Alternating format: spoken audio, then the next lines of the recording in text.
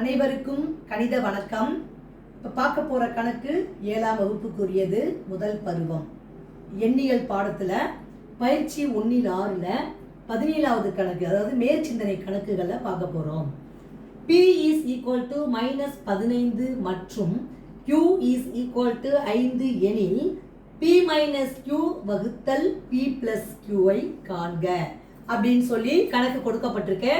P உடைய மதிப்பு கொடுக்கப்பட்டிருக்கு. என்ன கொடுத்துருக்காங்க? -15, Q ஓட மதிப்பு +5. என்ன சமன்பாடு கொடுத்துருக்காங்க? P minus Q ல எதை வகுக்கிறோம்? P plus Q வகுக்க சொல்லி கணக்கு கொடுக்கப்பட்டிருக்கு.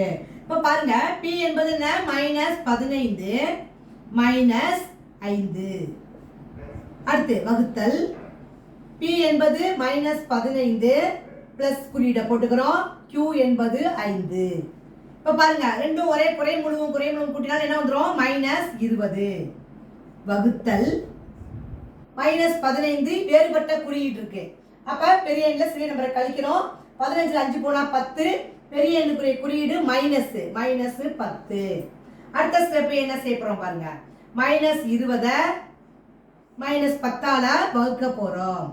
இப்ப 0க்கு 0 அடிச்சிட்டோம். -மைனஸ் வகுத்தா என்ன வந்துடும்? பிளஸ் வந்துடும். +2. அப்ப இந்த கணக்குக்குரிய விடை வந்து என்னது? +2.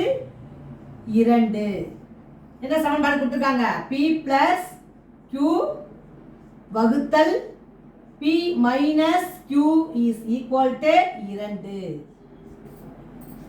கொடுக்கப்பட்ட சமன்பாடுல அந்த நம்பரை நம்ம பிரதியிட்டு கண்டுபிடிச்சி ஆன்சரை போட்டிருக்கோம். வரக்கூடிய விடை 2. புரிஞ்சுங்களா?